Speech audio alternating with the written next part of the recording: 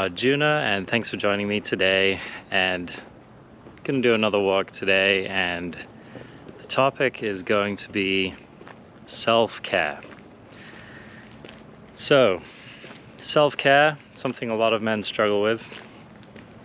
I myself struggle with it, and it's something that I'm currently working on, focusing on.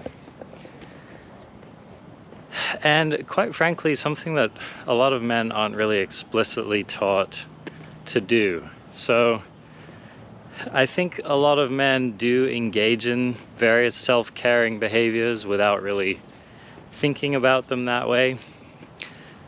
It's certainly not something that we are socialized to really think about. So if you compare to women, for example, women tend to be socialized to spend more time on it. It's, self-care is kind of marketed to women, right? Treat yourself, have a spa day, relax, watch TV while you do your nails, all this kind of stuff, right? This is all super stereotypical, by the way. But I'm just giving you an example of the kinds of things that women are kind of socially encouraged to do to take care of themselves. Even things like taking care of their appearance, right? Or like having a really nice, intimate sharing session with a friend. These are all ways that women are encouraged to care for themselves. Men, on the other hand, are really not. They're not really given this. They're not given those behaviors as examples of good male behavior. And the whole concept of self-care is really not, it's not really explicitly, it's not really explicitly laid out anywhere in male behavior, the concept of self-care. There are still plenty of things that men may do or tend to do or engage in, which I think can fall under this category, especially with the right framing and the right attitude, the right feeling around it. For example, drinking a beer and watching the game, right? This is a very kind of stereotypical male behavior. And again, I think when it's done in the right way, that can constitute self-care. It's a relaxing activity. It can be a relaxing activity. It can be a cathartic activity, which I think also falls under the category of self-care. Working out, I think, is an example of self-care, which a lot of men are encouraged to engage in.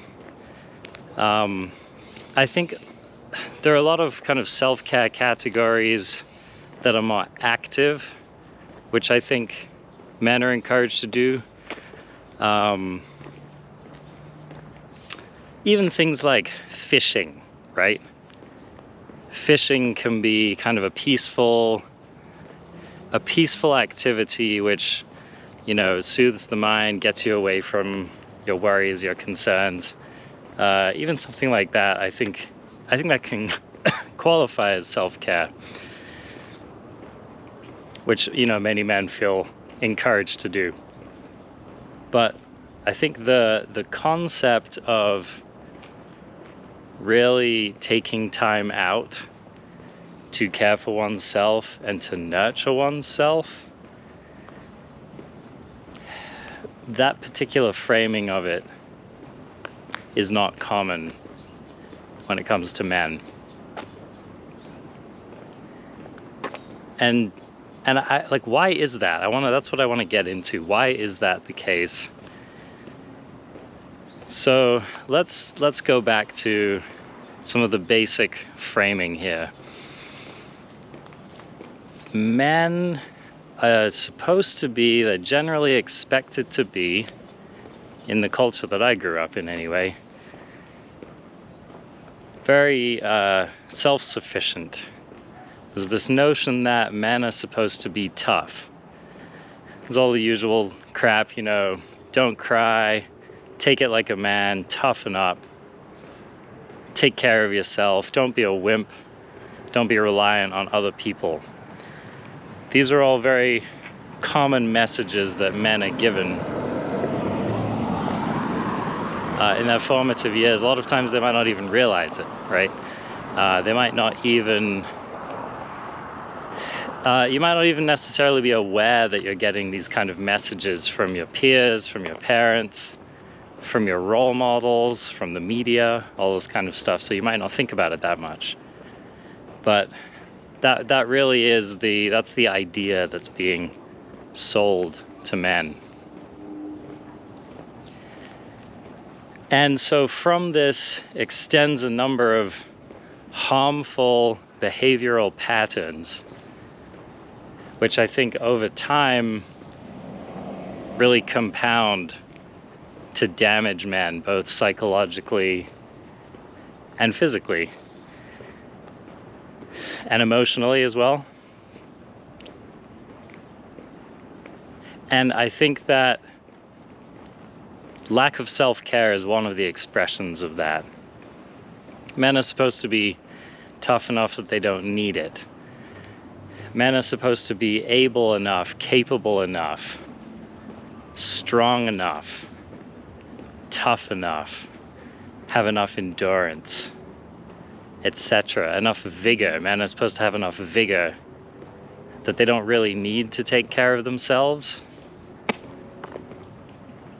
And this mythology is total bullshit. It's a completely false notion of what's realistic for a human.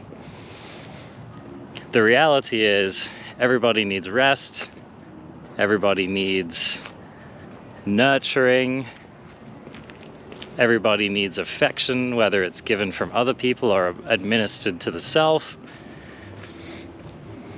Everybody needs self-care. And I think as a result of our programming, a lot of men actually feel quite vulnerable when they're put in situations that are really explicitly self-caring.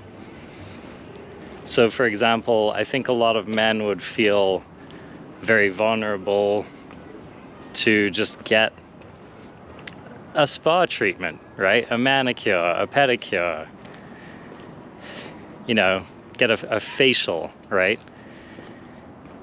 Some men are all right with this, but it's kind of considered like a feminine thing, right? So it might challenge some men's notion of their masculinity. I think things that are, you know, more self-caring that I think could really start to feel vulnerable for men are, you know, maybe realizing that they're feeling quite emotional and that they need to have a glass of wine and have a cry and watch their favorite movie and go to bed. I think that's an example of a very self-caring activity, which is, you know, you're having emotional release, you're having catharsis, you're kind of indulging yourself in something that you like, you're getting comfortable, watching a movie, going to bed, right? I think that's an example of a kind of identifying your needs kind of a situation and being in a vulnerable enough state to say, look, I really need this. I need to kick back. I need to relax. I need to make some time for my feelings and do things that make me feel comforted, right? The whole notion of being comforted is in and of itself quite a confronting idea for a lot of men. Needing comfort, wanting it. And a lot of men, when they receive it, even if they're, you know, very grateful and hungry for it, they may also push it away, or it may trigger some kind of violent or difficult behavior because the vulnerability of it is too much. That feeling of vulnerability, once prompted, I think can make some men feel very weak. it can put men into their feeling selves and into their self-reflective selves in a way that's really confronting. So a lot of men may shy away from that, even if they really need it. Or if they do embrace it, they may disavow it later on. Or they may shrug it off, or they may, do something to demean themselves or to demean someone else who was there for them, just to kind of project an image of I don't need you, or I didn't need that.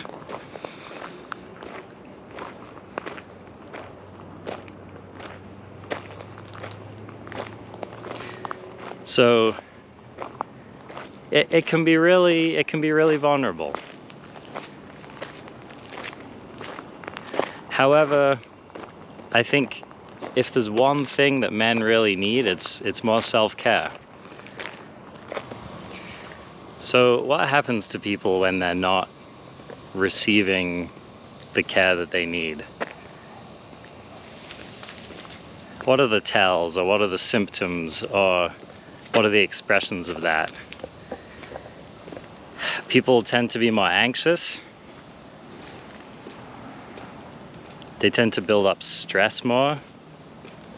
They tend to be more prone to harmful behaviors, whether it's self-harm or harming others. I think an aspect of self-harm that doesn't get enough thought is the various behavioral self-harms that are kind of self-inflicted, right? So drinking too much, pushing yourself too hard, not sleeping enough, various extreme behaviors, working out too much, all this kind of stuff can be very, very self-harm kind of behavior. And again, I think men are in some ways more prone to these behaviors. There are certainly behavioral patterns that men are prone to that fall into the self-harm category. And a statistic that gets brought up a lot is the prevalence of male suicide, right? So men are much, much more likely than women, statistically, to take their own lives. And I think self-care has a lot to do with that statistic. So if you think about, what drives someone to take their own life? Oftentimes it's depression, a feeling of helplessness, a feeling of no one cares, a feeling of where's my life going? It's not really going anywhere. Better off dead than alive. That's often the feeling that accompanies that. And if you listen to all of those phrases, they all contain clues to opportunities for self-care. So, for example, no one cares about me. It's a very common feeling. Within that statement, there's an opportunity. There's an opportunity to prove yourself wrong. There's an opportunity to find different evidence. There's an opportunity to reach out to somebody that you care about who might be able to provide you some support and some reassurance. So, one very foundational and important self-caring behavior is realizing when you're distressed and when there's someone in your life who could help you, and reaching out to them, asking for help. It's a very potent expression of self-care.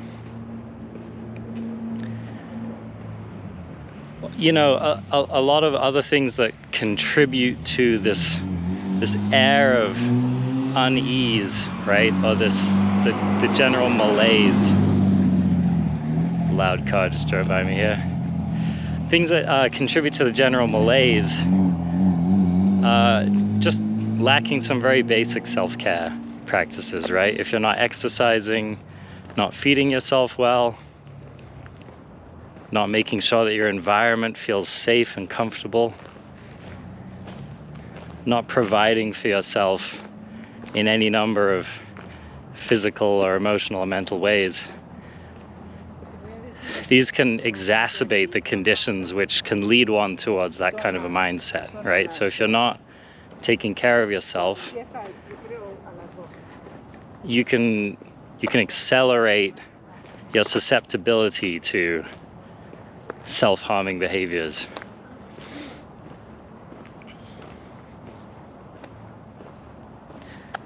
I posit that if men were better at self-care, the male suicide rate would drop.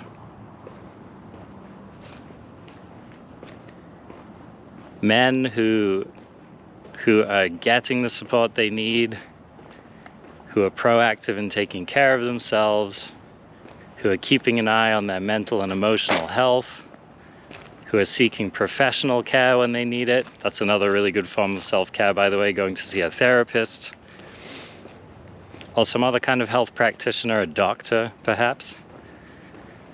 Let's talk about that for a moment. A lot of men don't provide for their physical health very well. And this can manifest in not wanting to see a doctor, having a physical symptom come up and ignoring it. Like, oh, I have that pain in my back that I've been ignoring for a decade. Or just self-medicating my way through it.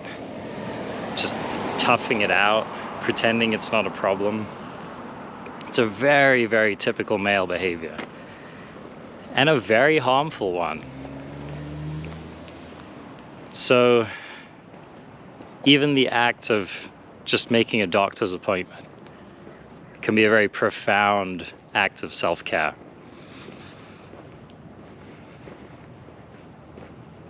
Same with getting a massage or going to the chiropractor or the acupuncturist, or really whoever your wellness practitioner of choice is. It's a very, very powerful form of self-care that men really struggle with. And it's often their partners, maybe their wives, who are, nagging them. Hey, you need to make a doctor's appointment, or I'm going to make a doctor's appointment for you because you're not doing it for yourself.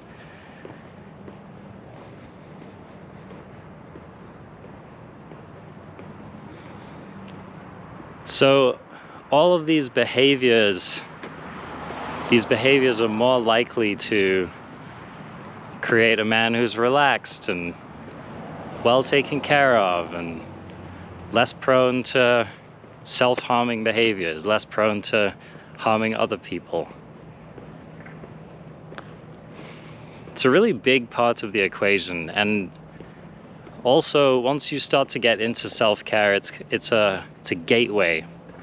It's a gateway into so many other things that men struggle with. Getting in touch with their feelings, having vulnerable conversations with yourself or with somebody that you care about. Just feeling tired or feeling weak or feeling overcome for a minute. Or really taking pleasure. Let's talk about pleasure. It's another thing that men often don't allow themselves or don't really secure for themselves. Men are encouraged to take pleasure in certain very active activities. Like the pleasure of winning a ball game. The pleasure of victory in any kind of a competitive scenario. Achieving things, earning, doing. These are a lot of the things that men are encouraged to take pleasure in. Or the pleasure of conquest. Like, men are encouraged to enjoy sexual pleasure, but it's in a very conquest-driven paradigm. It's not so much in the true profundity of pleasure, which is surrender, which is vulnerability, which is self-knowing. really showing up and embracing yourself, or showing up and embracing another person in honesty and vulnerability. These are the things that really encourage pleasure on a fundamental level. So, of course, when you're not encouraged to surrender and be vulnerable and be sensitive, sensitivity is a big one, then you're going to limit your ability to experience pleasure. And this will create, again, it'll lead to so many of the ills that men suffer. So, pleasure is a big part of self-care. Doing things that feel good. Having a bodily pleasure, or, you know, a pleasure of a flavor that you like, or music that you like, and really surrendering to it. That's a big part of it, is, you know, really allowing yourself to sink into an experience. So pleasure is a big part of the equation.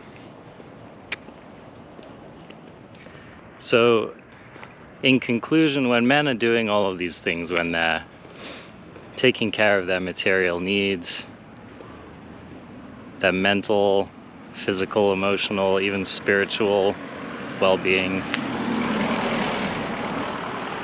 when they're spending more time in a state of vulnerability and self-openness, when they're opening themselves to pleasure, which is real pleasure,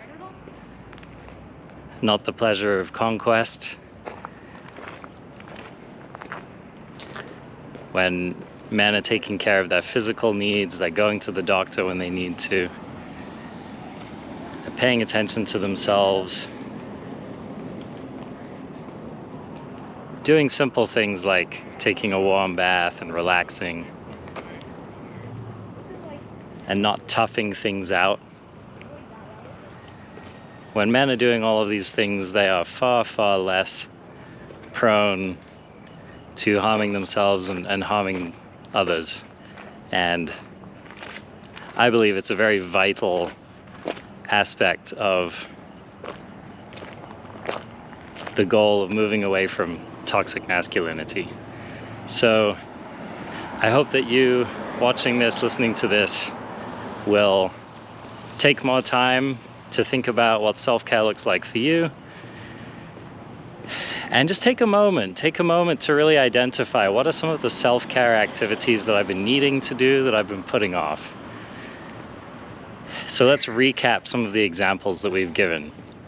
Making a doctor's appointment, that's a big one. Or making an appointment to get a massage or some other kind of treatment from a professional. Therapy, it's another self-care thing a lot of people put off. Getting anything nice for your body, right? Getting a spa treatment, or asking your partner to give you a massage. Sometimes it can be really simple. You just ask someone in your life to do something nice for you. Or it could be even just buying yourself some clothes. Or really, you know, taking any step in your life. Maybe it's just eating healthier, right? When you eat more healthful foods, you feel better, and it totally changes your life. So I encourage you, just take a few simple actions for self-care, and I guarantee that something in your life will improve. Thank you. I look forward to seeing you on the next one.